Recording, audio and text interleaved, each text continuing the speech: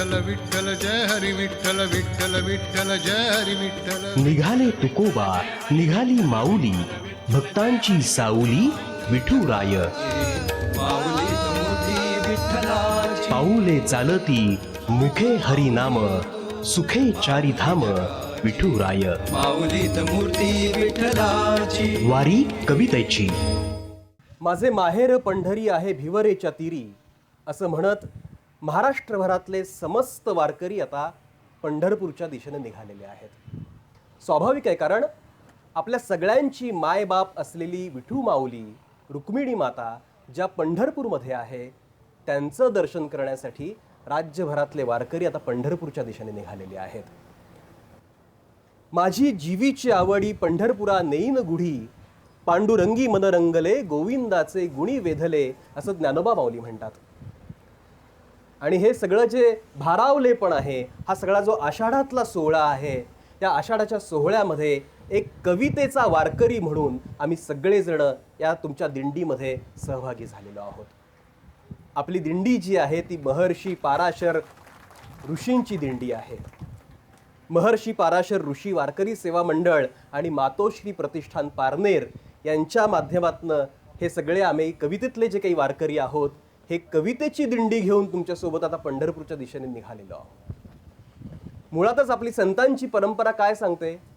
सगळे संत काय आहेत तर कवीच आहेत. सगळ्या संतांनी अभंग रचना लिहिल्या, ओवी लिहिली, अष्टपदीतली रचना लिहिली आणि पांडुरंगाची आळवणी केली. पांडुरंगाकडे साकडं मागितलं. कोणतं साकडं मागितलं? आध्यात्मिक उन्नतीचं तर साकडं मागितलं, पण सामाजिक उन्नतीचं सुद्धा साकडं मागितलं. भेदाभेद भ्रम अमंगळ असं तुकोबा माऊली म्हणतात. कोणताही भेद आपण मानत नाही. सगळे समान आहोत, सगळे एकरूप आहोत. त्याच्यामुळेच आपण सगळे वारकरी काय करतो? एकमेकाला भेटल्यानंतर माऊली म्हणतो, कारण समोरच्या व्यक्तीमध्ये मला माऊली दिसतंय. म्हणून आपण त्यांच्या पायी नतमस्तक होतो, आपण त्यांच्या पाया पडतो आणि समोरचा माणूस सुद्धा आपल्या पाया पडतो. जे जे भेटे भूत तया मानी जे भगवंत, ही आपली परंपरा आहे, वारकरी संप्रदायाची परंपरा आहे. आणि हीच परंपरा कवितेच्या माध्यमातून संत कवींनी मांडलेली आहे. आणि या संतांचे पायीक असलेली आजची जी मराठीतली कवींची पिढी आहे, ही पिढी नेमकी काय व्यक्त होते, कशा पद्धतीच्या भावना व्यक्त करते, ही कवितेची दिंडी नेमकी आहे तरी काय, ही कविता आहे तरी काय? ही कविता ही आपल्या जगण्याचं माध्यम आहे. ही कविता आपल्या असण्याचं माध्यम आहे. जशी आपली वारी तशी ही कवितेची वारी. आणि या कवितेच्या वारीमध्ये, या कवितेच्या दिंडीमध्ये, या वारी कवितेची मध्ये माझ्यासोबत सहभागी वारकरी जे आहेत त्यांची सगळ्यात पहिल्यांदा मी आपल्याला ओळख करून देतो.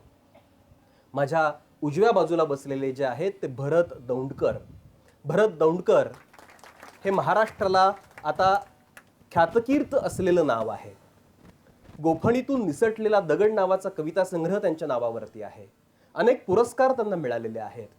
आणि ग्रामीण भागातला एक मुलगा ज्या पद्धतीने व्यक्त होतो, शेती मातीची त्याची कविता, वेदनेची त्याची कविता, आणि ती कविता आपली कधी होऊन जाते हे आपल्यालाही कळत नाही. त्याची सादरीकरणाची पद्धत वेगळी आहे. त्यालाही आपण ऐकणार आहोत. तर हा भरत आपला आजच्या दिंडीतला एक वारकरी आहे. त्याच्या शेजारी बसलेल्या आहेत कल्पना दुधाळ. जसं ज्ञानोबा माऊलींच्या पालखीमध्ये किंवा संत परंपरेमध्ये संत कवयित्री सुद्धा होत्या. जनाबाई होत्या, मुक्ताबाई होत्या, बहिणाबाई होत्या, मुक्ताबाई होत्या. अशा कवयित्रींची सुद्धा संतांमध्ये परंपरा आहे. तीच परंपरा समर्थपणे पुढे नेणाऱ्या कल्पना दुधाळ आहेत. बोरी भडक हे त्यांचं गाव, तिथं त्या राहतात, पण त्यांचं मूळ सोलापूर जिल्ह्यातलं आहे. ज्या सोलापूर जिल्ह्यामध्ये आपली विठू माऊली आहे, त्याच विठू माऊलीच्या गावच्या कल्पना दुधाळ आहेत. की सीझर कर म्हणते माती नावाचा त्यांचा कविता संग्रह तुम्हाला माहिती असेल. त्यांच्या पलीकडे बसलेले जे आहेत ते हनुमंत चांदगुडे. हनुमंत चांदगुडे हे बारामतीतले कवी आहेत. बारामतीच्या जवळ जे सुपे नावाचं गाव आहे त्या गावचे कवी आहेत. बारामती म्हटलं की झट दिशे नाव डोळ्यासमोर येतं ते म्हणजे मोरोपंतांचं. मोरोपंतांनी जसं आपल्या कवितेच्या परंपरेमध्ये संत पंत आणि तंत ही परंपरा आहे कवितेची. संतांची कविता, पंतांची कविता म्हणजे पंडिती काव्य आणि तंत कविता म्हणजे शाहिरी असेल ते काव्य. तर या पंत कवितेची परंपरा ज्या मोरोपंतांपासून सांगितली जाते त्या बारामतीचे हनुमंत चांदगुडे, म्हणजे मोरोपंत ते हनुमंत अशी ही बारामतीची परंपरा आहे. तो पण एक आपला आजच्या दिंडीतला वारकरी आहे. माझ्या या बाजूला बसलेले जे आहेत ते शशिकांत शिंदे. शशिकांत शिंदे नगर जिल्ह्यातले आहेत. नगर जिल्ह्याचं वेगळेपण आपल्याला सांगायला नको. आपली ज्ञानोबा माऊली ज्या ठिकाणी जन्माला आली तो नगर जिल्हा, जिथे ज्ञानेश्वरी लिहिली तो नगर जिल्हा. त्या नगर जिल्ह्यातले वारकरी असलेले शशिकांत शिंदे महाराष्ट्राला माहिती असलेलं हे कवितेतलं फार मोठं नाव आहे. त्यांच्या पलीकडे ज्या बसलेल्या आहेत त्या मंजिरी पाटील. मंजिरी पाटील या सुद्धा आत्ताच्या काळातल्या आघाडीच्या कवयित्री मराठीमधल्या आहेत. त्यांचं वैशिष्ट्य जे आहे ते मी फारसं सांगणार नाही, त्याचं कारण की त्यांना तुम्हाला प्रत्यक्ष ऐकायचं आहे. त्यांचा जो आवाज आहे तो आवाज आपल्याला मंत्रमुग्ध करणारा आहे. कवितेची गेय अशा पद्धतीची सादरीकरणाची शैली त्यांच्याकडे आहे. त्यांच्या कवितेतनं जो विठ्ठल दिसतो तो भक्तिरसातला विठ्ठल असेल, तो निसर्गातला विठ्ठल असेल, तो प्रेमरसातला विठ्ठल असेल, ही सगळी विठ्ठल भक्ती वेगवेगळ्या पद्धतीने त्यांच्या कवितेमधनं प्रतीत होताना आपल्याला दिसते. आणि त्यांच्या शेजारी जे बसलेले आहेत ते शंकर कसबे. शंकर कसबे हे पुन्हा एकदा सोलापूर जिल्ह्यातले कवी आहेत. बार्शीच्या जवळ सुरडी नावाचं गाव आहे, तिथले ते कवी आहेत. आत्ताच्या पिढीतले एक नामवंत असे कवी म्हणून शंकर कसबे यांची ओळख आहे. त्यांची सुद्धा कविता आपल्याला जी आहे ती पुन्हा आपल्याशी नातं सांगणारी, आपल्याला जवळ घेणारी, आपल्यामध्ये सामावणारी अशी त्यांची कविता आहे. तर असे सगळे कवी आणि या सगळ्या कवींची दिंडी घेऊन पुढे जाणारा दिंडीतला, हवं तर तुम्ही मला चोपदार म्हणा किंवा तुम्ही त्यातला टाळकरी म्हणा किंवा कथेकरी बुवा म्हणा, माझं नाव दुर्गेश सोनार.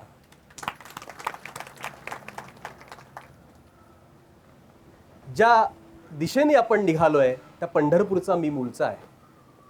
त्यामुळे त्या पंढरपूरच्या माझ्या मातीला मी पहिल्यांदा आठवतो आणि माझीच एक कविता सुरुवातीला ठेवून या कार्यक्रमाला सुरुवात करतो. माझ्या कवितेने गावी माझ्या गावाचीच गाणी, माझ्या कवितेने गावी माझ्या गावाचीच गाणी, शब्दातून या झरावे चंद्रभागेचे ते पाणी. माझ्या कवितेने गावी माझ्या गावाचीच गाणी, माझ्या कवितेने गावी माझ्या गावाचीच गाणी, शब्दातून या झरावे चंद्रभागेचेच पाणी. माझ्या शब्दांना लाभावा हरी कीर्तनाचा संग, माझ्या शब्दांना लाभावा हरी कीर्तनाचा संग, शब्द होता पुंडलिक सखा भेटे पांडुरंग. माझ्या शब्दांना लाभावा हरी कीर्तनाचा संग, माझ्या शब्दांना लाभावा हरी कीर्तनाचा संग, शब्द होता पुंडलिक सखा भेटे पांडुरंग. टाळ मृदुंग ऐकता देहभान हर पावे, टाळ मृदुंग ऐकता देहभान हर पावे, तसे माझ्या कवितेने वेड जीवास लावावे. साऱ्या अर्थनी शब्दांचे, साऱ्या अर्थनी शब्दांचे त्यात अद्वैत साधावे, साऱ्या अर्थनी शब्दांचे त्यात अद्वैत साधावे. माझ्या कवितेला भाग्य असे अनोखे लाभावे, माझ्या कवितेला भाग्य असे अनोखे लाभावे. तर हे कवितेचं मागणं आहे, हे आजच्या काळातलं पसायदान आहे की हे भाग्य आम्हाला लाभलं पाहिजे आणि त्यासाठी मायबाप रसिक विठ्ठलाच्या रूपामध्ये आम्ही तुमच्याकडे पाहतो आहोत.